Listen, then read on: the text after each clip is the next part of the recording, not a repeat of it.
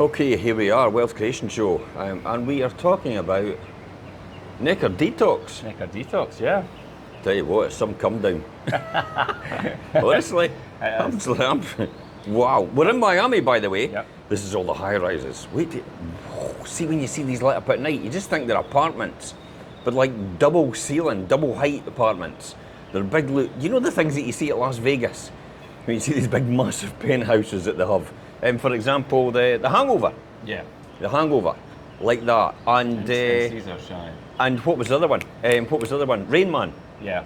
The Rain Man, when he's got that with the grand piano and he's standing in the windows, and it's like, that is what these are like behind me, And over there The and thing up is, there. you can't see the top one here. I mean, these apartments are amazing as they are. The penthouse at the top, like you say, the double height ceilings, and these go right along the whole of South Beach. Do we take the risk? Yeah, go there and try it. There you go. There you See, go. look at that. Right Look up. at right there. Right up here. Yeah. See up that one. Ooh, let's even get Yeah, right there, that's right it. up the top of there. That is unbelievable. Yeah, the way the that views is. for there, they'll be amazing now. Right, the rent's $60,000 a month. Yeah. A month. Big difference for back home. South Beach, Miami. That's what it's like. You know, who wants to live in South Beach, Miami? I would quite fancy it. It is quite nice. But it is expensive to live here. Yeah, I mean, we're only here a few days on the back of Necker, which we're going to obviously come Yeah. back to, and that's why we're here. Breakfast and stuff like that, $60, $70. Yeah. I mean, back home, you can go to the cereal. You can get cereal at a supermarket for like $2.99. Get some milk. That's a breakfast. So, and people, they'll pay it. They're all at Starbucks, all the cafes, and Yep. that's what they regularly do. And I think it's a lot to do with the climate. I think it's a lot to do with the fact that it's The lifestyle, 25, 30 yeah. degrees all the time. It is roasting here, hence the reason we've got t-shirts on. I mean, and this is December. yeah, this is early morning, believe it or not, and it's mid-afternoon where you are It's in 25 the to UK, 10. but we're mid-morning, 5 hours behind the UK. So if it's 20 to 10, 9, it's 20 to 3. Yep. Yeah, definitely. So let's talk about. Well, I said this to you. How on earth, when you think about it, how did this all start?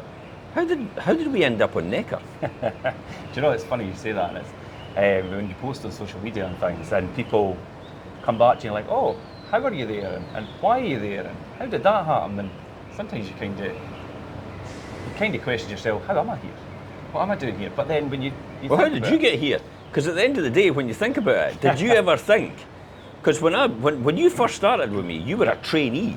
You were Straight like right out of college. what we would call a youth employment program, but you weren't a youth at the time, I was really. 20, Yeah. 22, 23. But that's kind of how you got into Yeah, it was work the letting experience. business. It was a work experience. Work experience. That's what it is. Position that.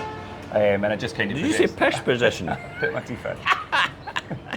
But it was a work experience position that kind of just worked on for there. I mean, that was nearly 15 years ago. And never for a minute did I think then, oh, I'll be sitting on Richard Branson's island, sunning it up for the week.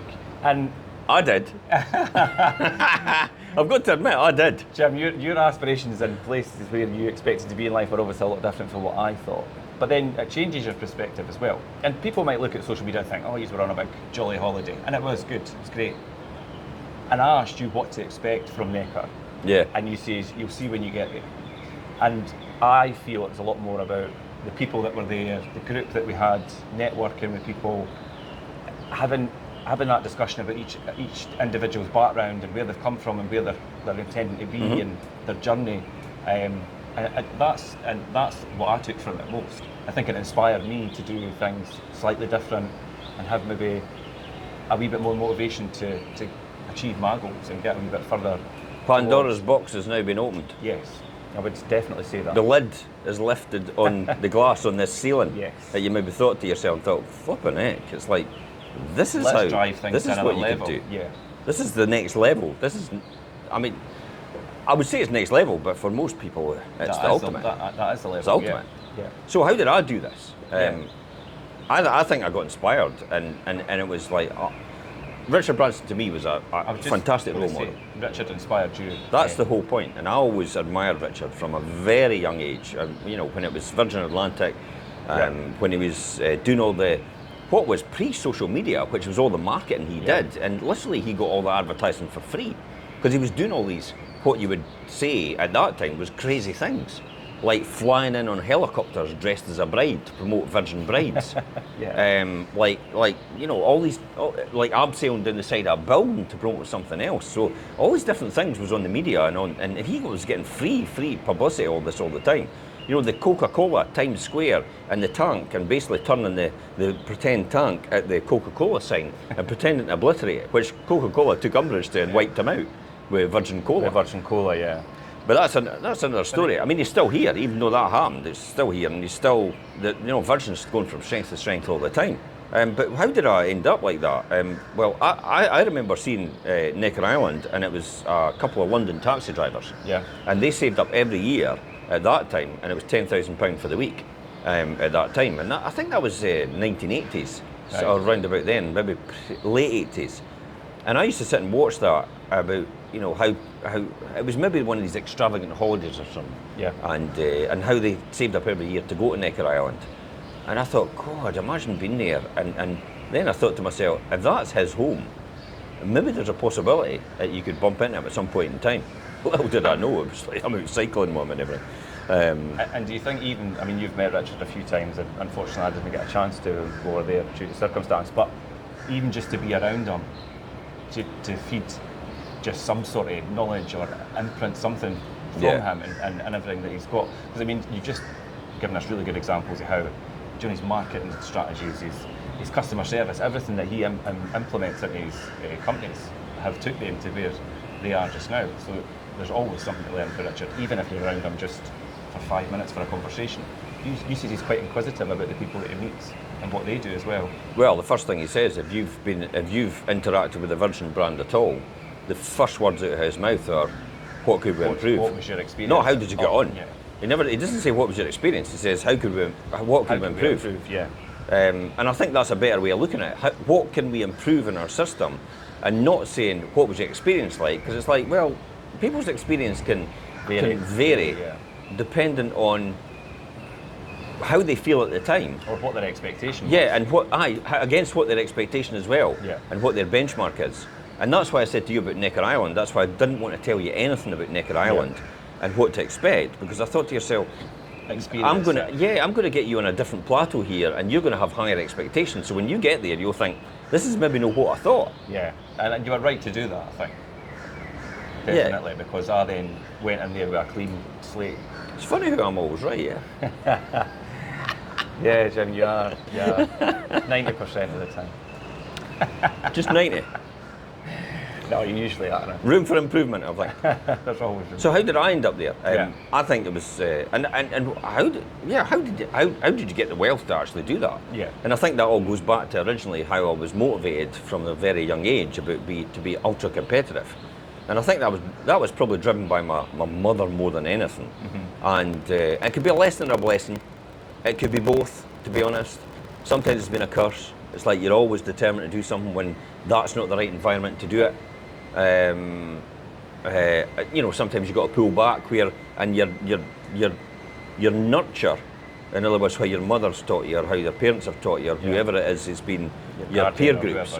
Your peer groups round about you have taught you.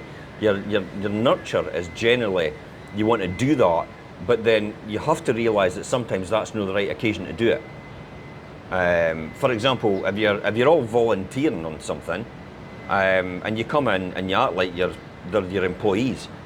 Yeah. And at some point, and I've had the experience as well, in that on the other side of that, and the fact that, listen, pal, I'm not your employee. I'm here of my own accord, in my own time, taking time out to help you, and you're treating me like I'm your employee. Yeah. That's not the right way to do it, and that's what I'm saying, nurture nature, and how that would do it. So that's kind of the ultra-competitive environment I came from, especially with my brother as well. Mm-hmm. My brother and I were always set off against each other. I don't think that's a necessary right thing to do. I mean, what I've done with my kids is basically said, you go for it and put all your effort into it, and you've put all your effort into it, then that's all you can do. Yeah. But the one thing I've encouraged them not to do is compete against each other. Mm-hmm. because I felt that was maybe not the thing that... Unhealthy competition. Yeah, because then you compete against each other. It's like when people have businesses, you have the people within the business competing against each other. When in actual fact, all the business that's getting lost is lost to a competitor, and they're putting more effort. They're putting more effort than having to go at each other and destroying each other than actually hitting their competition. Hitting competition. And it's a classic example in a estate agency. You know, you've maybe got 200 listings in the year, but in Fife, for example, there's 6,500. Okay, so what happened to the other 6,300 then? What did you do with that? Instead of fighting the people within to get the 200 listings you've got. Because I've seen that in an environment. I mean, classic environment, self-employed estate agents, where they're commission-based only, and they fight against each other in order to try and generate income for themselves, and it's counterproductive because it doesn't work. It's not a symbiotic relationship where a rising tide lifts all ships. It's like, well, if I sink your ship, my ship will float.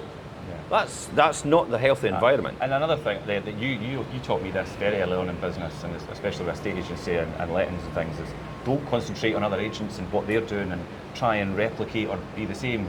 Just concentrate on yourself and what you're doing and do your individual thing. And it's definitely the way forward. I think that's what it is, because a lot of people don't realise if you concentrate on someone else and try to compete with them, you're basically saying that you're the same as them. Say, not better, and if you're the same as them, then you're competing for their tribe and their fans. Because everybody's got their tribe and the fans. You'll not please everybody all the time. No. So you've got your tribe and your fans, and your tribe and your fans are what you want to attract. So the key here is to make sure that you attract the right people, and that's all about being you, especially on social media. There's some people that put a real false pretense on this, and when you look at their personal profile and their business profile, sometimes they just don't marry. Two different people. Yeah, it's like there's two different people. When I go home, I take off my business hat and I become the person that my normal person, my dad hat, or the family man, or something like that. It's like, what, would you always be like that? It's like Denzel Washington saying when he said, "Oh, we've got Black Awareness Day." Somebody said to him, and he went, "What is Black Awareness every day like?" Every day, And the thing with business, if you're going to segregate them, people buy into you from a business perspective, you as the person. So if you're not that person all the time, then how could you build a successful business? People buy into you when you go to meet them. Yeah, because you're completely different. Yeah. It's like, I think the word is disingenuous. Yeah, you're changing into this persona. Yeah, and you come out and it's like, that's not the person I was speaking to, or that's not the person I saw on social media. And that could be quite off-putting if you pick that up. Yeah. So you want to attract the people that like you for you and who you really are, rather than who you think you should be for other people. Yeah, that's a good way. That's definitely the best way to put it. Because if you're like that, then what happens is the two don't connect anymore, and your beliefs and your inner core, your values, don't marry up with what you're doing. Yeah. And that causes inner turmoil within you, and that causes then stress, and then that's when people say, you're making a lot of money, but you hate what you do. And you're just doing it for the money. Just doing it for the money and not for the passion. And that's why, and that's key here. When you find your passion and learn how to monetize it, you'll never really work another day in your life. Yeah. That's one of the things, when you think about what Richard Branson's done, has he ever worked a day in his life? If he didn't have the passion, he would not have all that and be where he is. Well, then he's driven for passion, because he makes huge losses in certain areas, and he doesn't bother. But then things like Virgin Unite and Virgin Strive and there's Virgin Inspire, there's all the different charities he has. That's all the different charities. There's a lot more. Somebody actually said the other day on social media, and they said Richard Branson's worth 3-4 billion or something like that, and they went, he was worth 3 and 4 billion 4 years ago. 20 years ago, sorry. He was worth 3 and 4 billion 20 years ago. What does that say about somebody that can't double their income or can't be worth more? And he missed the point. I actually went on to say to him, and he only had about 6 followers. To be honest, sometimes I think, you're just a troll. But I thought, no, I'm going to point this out. Yeah. It's like, the point is it's because most of the money now is given away to the charities like Virgin Strive, Virgin Unite, Virgin Inspire, all these different things, and there's a lot of investment put into things like the possible the elders and pushing them forward. Although he's not one of the elders, he just hosts them, and he hosts a lot of other people, which he thinks he could possibly influence and world leaders in order to make it a better place. Drive things to a better place. Yeah, how he feels it should be, and the fact that everybody should work together. There should really be no wars. People shouldn't find a reason for war. They should find a reason to come together and actually work together for a common purpose. And wars are driven out typically, out of a miscommunication, or the fact that people don't communicate enough, and or they don't communicate their true intentions, or the intentions they should have in the beginning, which is what they think is the right intentions, but the way they put it across is they don't clearly explain it enough. Therefore, what happens is the other side interprets it as they think. Yeah. And then that's when it becomes totally different. And that's I think that's these things that I've learned. I mean, there's other things I've learned from Richard. I mean, there's personal stuff as well, which I'll never discuss in public. But there's things like how he purchased certain things, how he did certain deals, all these different things. And I think, God, that's invaluable. To get around and just to be around and just to observe and see how he interacts with other people. Because I'm still convinced he's an introvert. Yeah, I mean, a lot of successful people are. Yeah, but everybody thinks you're an extrovert because you're in the media all the time, you're on the television all the time, you're in the newspapers all the time, and you're out there all the time, and everybody thinks that you're an extrovert and doing all these stunts. But like yourself. Yeah, but of course I am. It's like you just wheel me into a cupboard and I'll sit in there until I'm needed again. For the show. Yeah, that's it. Until I'm needed again, they'll wheel me out, and I'll stay in that cupboard until that time comes. And that's kind of how I am. And I think that's driven out of passion. Yeah, I definitely think that's driven out of passion. I think what you say there about influence, I think, and you went back to what drives you and where you come from and how you got here. And influence is a big part of anybody's life all the way through, right from when you're younger, the people that influence you, and how you deal with certain situations in your younger years definitely influences how you are as a person when you get into your older years, and how you do business and things as well, and in your perspective as well. When you look at things like we spoke about this morning, this is the Wealth Creation Show, and when you walk about in Miami, money is a big thing. Do you know, the show-off money type thing? Do you know, cars and... Well, we passed earlier a Lamborghini 4x4, and I said to you... Lamborghini 4x4, and I was like, how much do you think that cost? I mean, do you know how much that costs? And you said, what did you say to me? Nothing. Nothing to me. Nothing to me. The cost was nothing to me, because it's not something I want. So I put no value to it. Yeah. Because for you've that got reason. A different perspective on what that means to you, because of the way you've shaped your... In fact, it might actually be, the cost to me was 2 million, but I've not actually bought it. Because if I buy it, it'll cost me 2 million to buy the loss of investment I could do over the next 20 years, and all the costs of actually having it maintenance and actually serviced all the time. So when you work all that out and gross that all up, the opportunity cost is really 2 million for buying something like that. We do have shows and opportunity costs. I've actually got a show lined up for us in a few weeks' time, and it's about that thought process on buying and things. So we'll talk more about that in a couple of weeks' time. Do you know the need to buy these types of things, these expensive cars and houses and things as well? We'll cover that in another show. We'll go into that a lot. So how Necker? Yeah. Did you ever think you were going to be there? I didn't, and I really didn't know what to expect. It exceeded my expectation, definitely. But it was a lot different than what I expected. What did you expect? I just expected some holiday island. I don't know. It was strange, but as I say, the people and things there. It is a shame that Richard didn't make it, and even just to get that a few moments in the same room. I have in the past. Does that mean we'll have to go back? Well, possibly. That would have been a real profound experience. But the people that are there, even the staff, because they're obviously Richard's staff that work on the island, and they've got that perspective, they've got that different level of how they. There's certain individuals that we picked up on, and they're just on another level, the way they treat you and deal with you and speak and their whole ethos. But a lot of the other people, the guests that were there, they pay to be there, but there's a reason for that. And once you get talking to them and their business and their aspirations and how they got there, and everybody's journey is just that little bit different, but also really inspiring at the same time. I think initially for me, you do feel a wee bit out of your depth, or maybe do you know that imposter syndrome thing? But I mean, you get that way. Everybody gets that. I mean, you're only human to feel like that in any situation, I think, if you're put in it. But it's to find your feet and then find your path. People are very guarded in the beginning.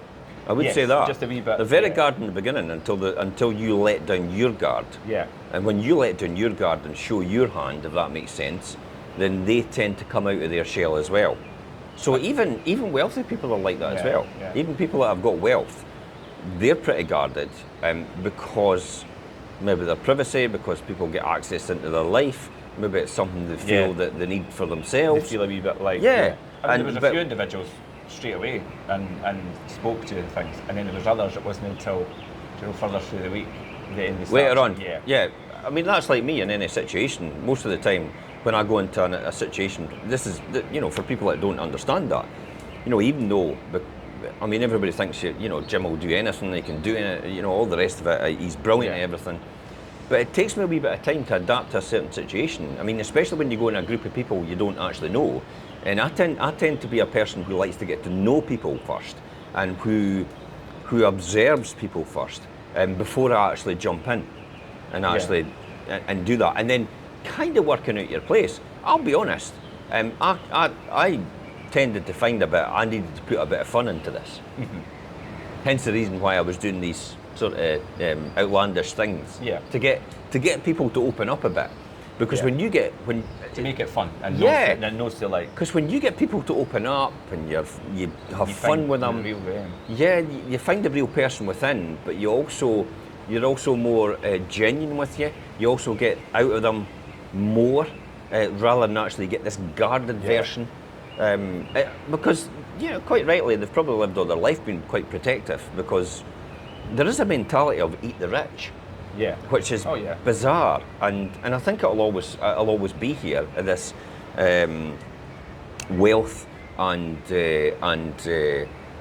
divide in terms of personal wealth and where people are. I always think as well that, I mean, somebody doesn't have to be super wealthy or really rich to learn something from them, as long as they've got the right attitude, and they're doing something that's relevant.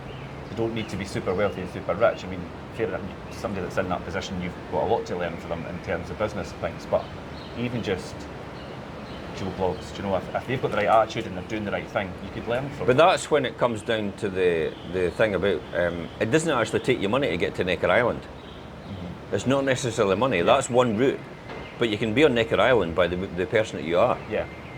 Classic example, look at the guy that the post offices. Yep. It took on the post office. He ended up getting invited by Richard to Necker Island, and then they both got married. Really? Him and his partner got married on Necker Island by Richard. Really? He saw him on the television, so he invited him there, and they got married there, and he gave him all the 5-star service, brought over from on Virgin Atlantic. It was everything. Yeah. Alan Bates, so he was invited for that. And there's other people as well that are invited to Necker Island. Specifically, so you can get invited, but you can also pay to get there. So it's all down to who you are as a person. So does that mean then? And this was my argument with the 95% group and the 5% group. For anyone that doesn't know, in society there's a 5% group, there's a 95% group. The 95% group will always be where they are because of the way they think. And the 5% group tend to be always where they are because of the way they think. The 5% group is really combined of people that are wealthy and financially independent and rich. But that doesn't mean to say it's rich as in monetary purposes. It's also rich up here as in thought processes, understanding what true wealth is. True wealth is not just money, it's everything else that comes with it. It's the association you have with other people, how you help other people, how you interact with other people. What you put in it, Who you are as a person is probably more important than money, because who you are as a person is the thing that will attract the money. If you're skint right now, it's probably because of the type of person you are. Yeah. I'll say that again, and you could probably write it down. If you've got no wealth just now, or you're on hard times just now, it's probably because of the way you think and the person you are as a result of that. You have got stinking thinking, and you need a checkup from the neck up. That's all it comes down to. Some people might think that's a bit harsh, but then No, it's true. But then you need that Reality check. You need that, yeah. I never got on this show to tell people and mollycoddle them about what they need to do or what they. Now, I'm not telling you what you need to do. I'm telling you, for me, this is what I've experienced and this is what I've realised about the checkup from the neck up and the stinking thinking, and that's how you end up where you are. And believe me, there's times where I've fallen into that still, where it's like you've just got in that rut, and you've just got that negative bit, and you've just got caught up. And it could be anybody that triggers you. Yeah. It could be somebody on social media, it could be a peer, it could be a family member, it could be a partner, it could be anybody that does that. And that then gets you into that sort of zone, and you have to identify that, you have to understand that about yourself. But you also have to bring yourself out of it when you see it. You have to look at ways to do that. Now, for me, I just tell my alter ego, which is Bubbles, the one that talks in your head all the time. Everybody's got it. Yeah. I just tell it to shut up, and say, and then I catch myself repeatedly thinking about negative, and then I went, whoa, wait a minute, you need to stop this, and I actually change that script in my head, and eventually over a period of time it starts to change again, and then we're back on track again. That's the key, because life is not a straight, wealth is not a straight line of, I'm going to get there.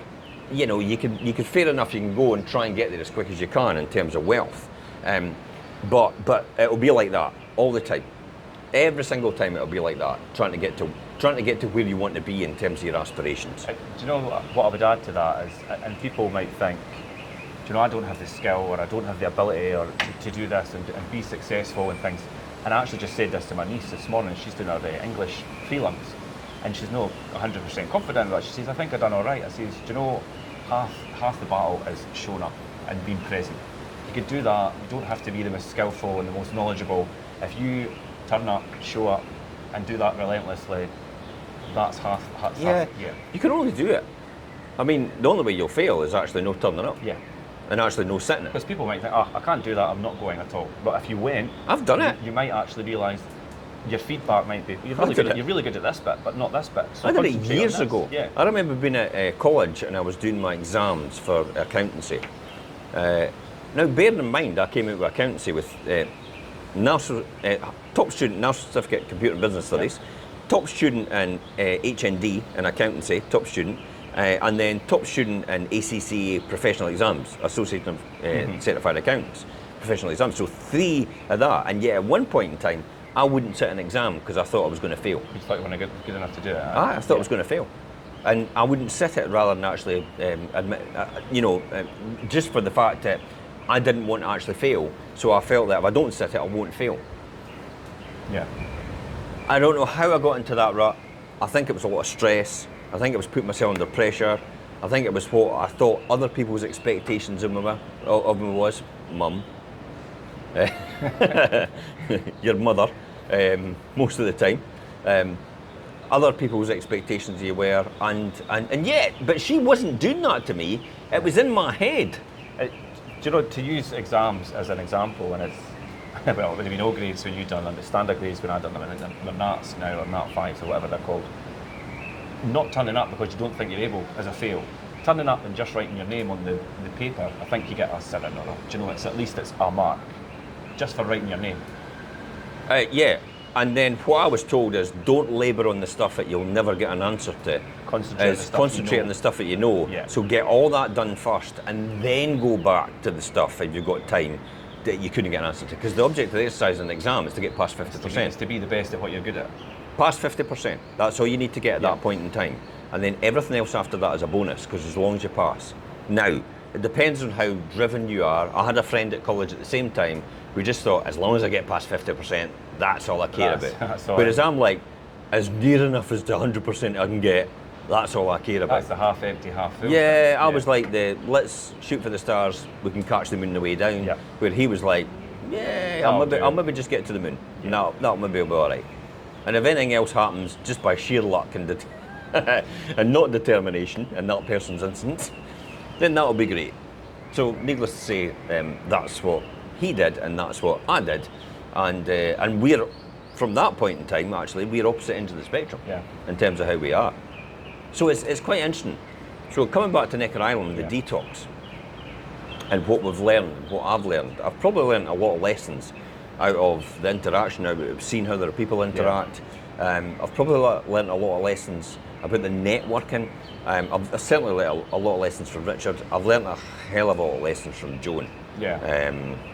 As well, Joan Temple, which is Richard's wife.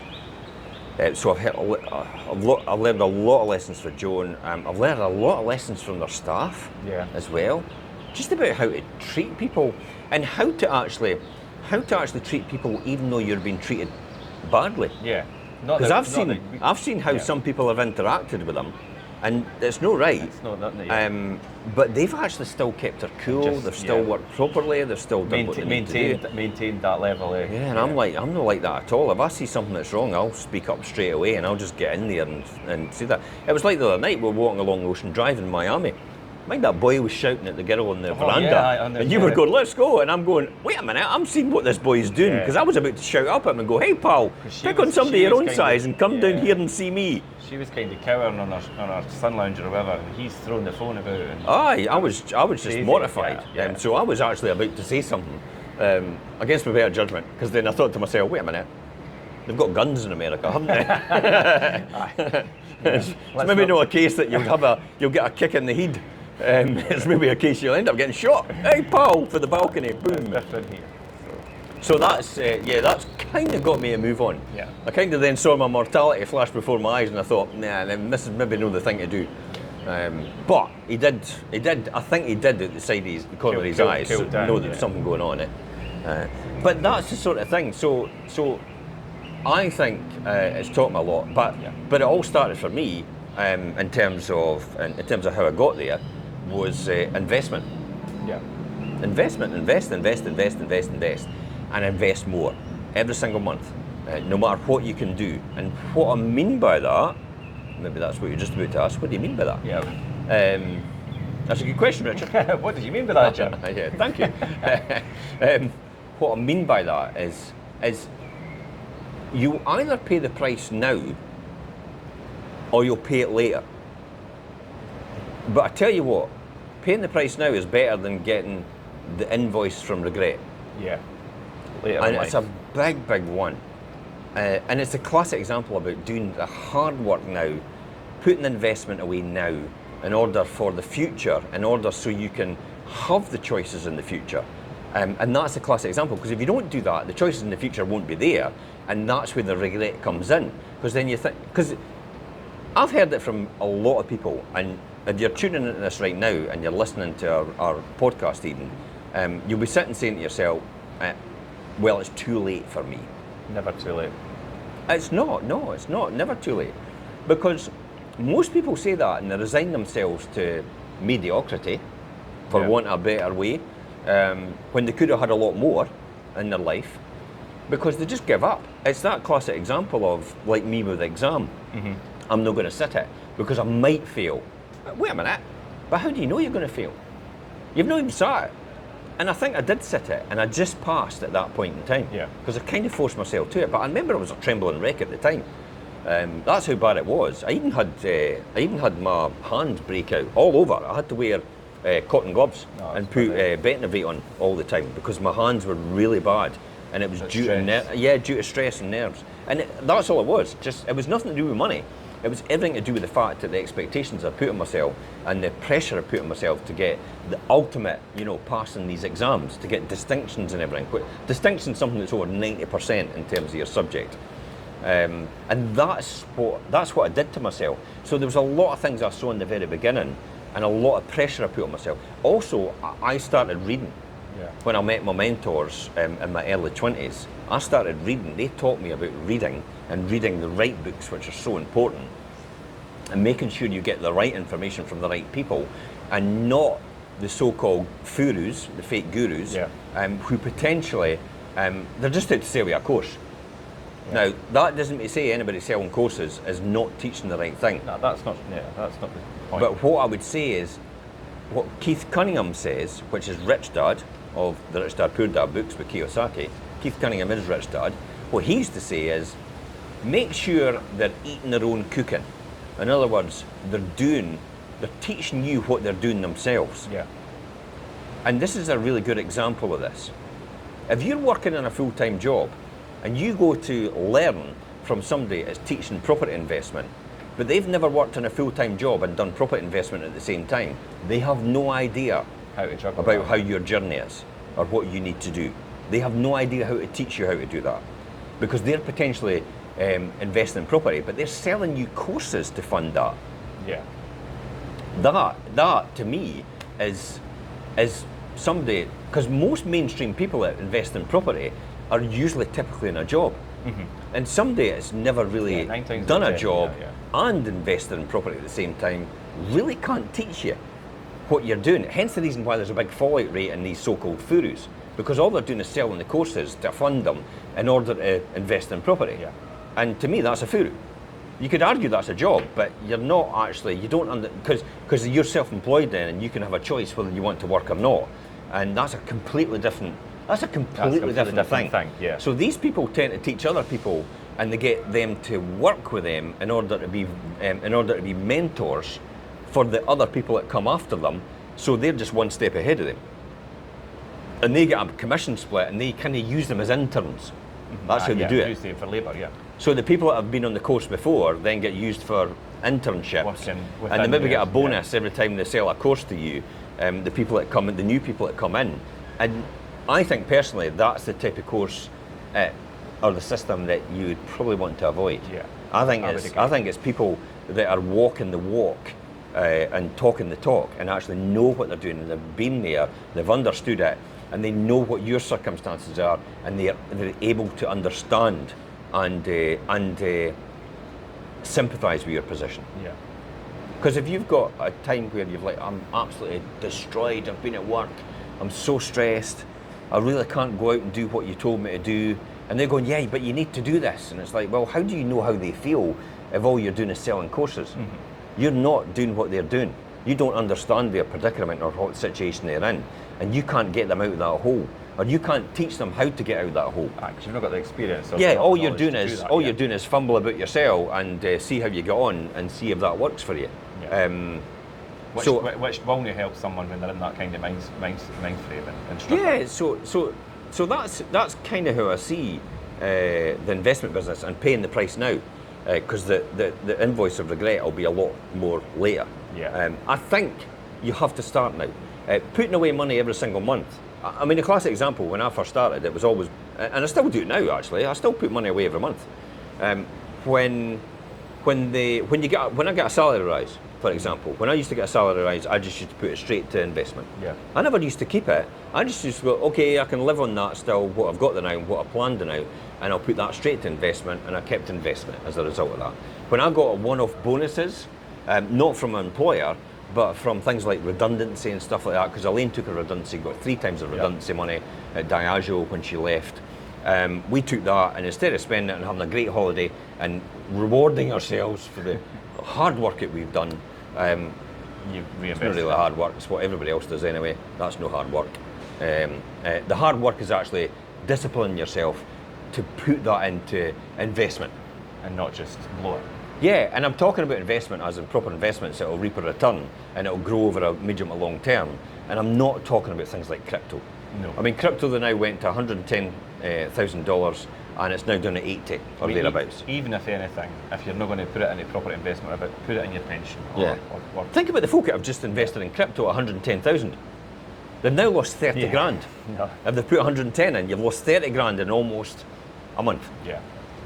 Now, I'll be honest, FTSE has gone up that amount. If you put 100,000 into the FTSE 3 or 4 months ago when Trump went on about tariffs, your money would have gone up by 20% since then, so you made it 20 grand by then up to today. Yeah. That's the sort of thing. So these are the things you've got, the trends you've got to see as well. That's another way of investing.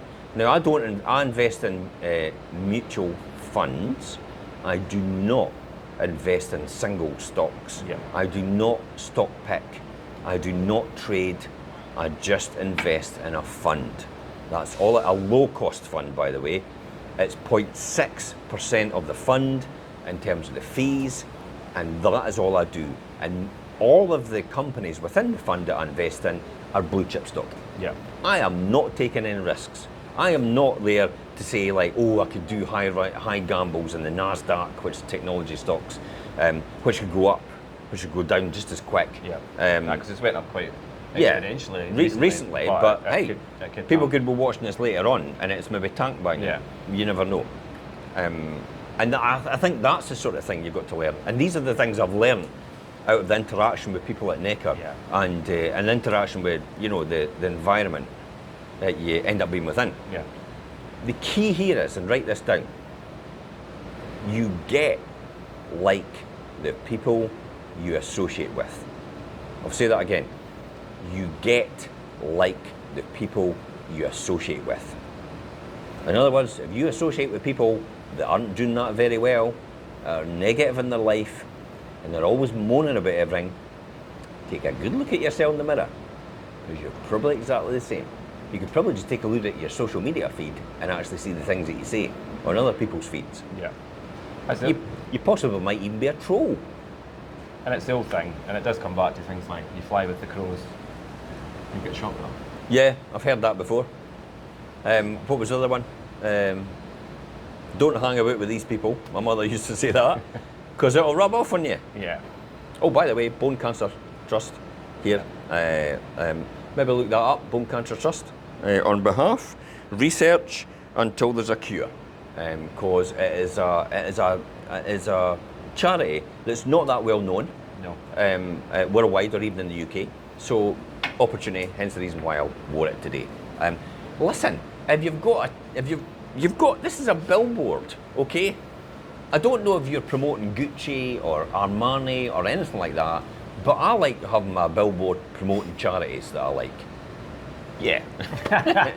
Polo. Ralph Lauren. But you don't, see, that shows how much I know. No, it's Ralph Lauren Polo, yeah. Is it? All right, okay, well, that's even more telling for me, how I know, how much little about fashion brands. Yeah. But you've got a mobile billboard here, may as well use it. But yeah, I mean, I think to round up, and I think you're absolutely right about interactions and your interactions with the right people. I think when I think back, when we talk about like where did it all start for me and how did you ever think you were going to be a Necker, it comes back to all the things that you learn in your younger life. But for the day I walked into your office and all the things that you've taught me, and you used to push me quite a lot in my younger years. Still do. And you still do, of course, but I've also got to the point where I push myself quite a lot, and I understand how much I could learn. Is that because you hear my voice in your head? Oh, yeah, of course I do. But I understand how much I could learn from other people, and not just you. And Necker reinforces that, because there's so many different people from all different walks of life doing so many different things. You could learn so much from them. It comes back to when you look at some of them, you think, how the hell did you develop all that? How did you get here? And I think for me, it all comes back to whether you do feel maybe sometimes a little at your depth, you maybe don't feel, I've not quite got the ability to do that yet. It's about showing up and being present and continually doing that. Well, look at some of the people that were there that actually have no financial acumen at all. I know. And it's like, so how on earth did they manage to get there? Because they've got a skill. Tenacity. They've got tenacity, but they've also got people skills as well. They've got skills with people. That's probably key as well. Remember, this can all be learnt. Yeah, anything can be learnt. It can be all learned. You just read the right books, you listen to the right podcasts, you associate with the right people, and you keep going every single day in order to make that improvement. The 1% improvement every single day isn't 365% improvement. It comes to like something like 2,700% improvement. It doubles up. Because it's 1%, and then it's 2% the next day, and it's 1% the 2%, as well as the 3%, the 1% added on the next day, plus 1% of the 3%, and the 2% and the 1% before, and then it ends up adding up to about a 2,700% improvement over a year. Just a 1% improvement every day, because it compounds. That is the value of compounding. I think that's the most important thing I've learned as well. So it doesn't matter about your background. You don't need to be a financial acumen like I am. Yeah. You don't need to be the people person like Richard is. Notice I never said I'm a people person. Probably my strength, I think, is in numbers and actually telling people the truth. I think that's the audience I attract. Yeah. you attract a different audience Yep. as a result, and it's a good symbiotic relationship and how we work together. Yeah. And I think that's the good thing about recognising other people's strengths, Yeah. but also realising about your weaknesses as well and saying, okay, this is what I probably need somebody else to work on for me. Yeah. You know, you could work You'd on it be for better at yourself. doing that, or I'll do this. Yeah. And Well, trying to be 100% at everything is practically impossible. And you'll probably end up never getting anywhere because you'll be too busy trying to be. It's like spinning plates. I think everybody has their own skill. It's like spinning plates all the time. Niche and things. You're just, you know, next minute that plate's going down, you're having to spin it again. Next minute that plate's going down, you have to spin it again. And I think that's what a lot of people think they should be doing. But in actual fact, all you need to do is spin one plate and have and somebody then else get spin it. everybody else. That's get all about everybody building a else team. to spin the plates That's all with about you. Building a team where a multitude of people that have all that have a specialist skill each, and together collectively, you'll make something good. And that's how wealth's created. Yeah. That's how true wealth's created. When you've got everybody else spinning the plates with you. So you can only spin one plate yourself, or two, because you've got two hands, unless you're good with your legs and stuff like that. But then you just put yourself under pressure. So you get other people to do that with you. And therefore, if you're doing two, they're doing two, they're doing two, they're doing two, next minute you've got 8, but you're only 2. So you've multiplied your efforts as a result. And there's no surprise when you remember, you have to reward other people as well. Yeah. It's not just about keeping everything for yourself. And that's why you tend to find that people are like that, never really get ahead of anything. This backdrop is absolutely fantastic. By the way, this isn't a green screen. This is Miami. Well, you tilted it at the start. Yeah, I suppose. It looks, it looks amazing. Just in case you're wondering, it wasn't live. And on that note, the beach is calling. Yeah. I need to top up my tan before I get back to sunny Scotland. We've only got so many hours left. Yeah. So that's it. Yeah. If you've got any further questions, any more information you want to know about, anything you want to reach out about, feel free to message us direct on these posts. And until next time, guys, we'll see you next week for the Wealth Creation Show. Bye-bye for now. Bye.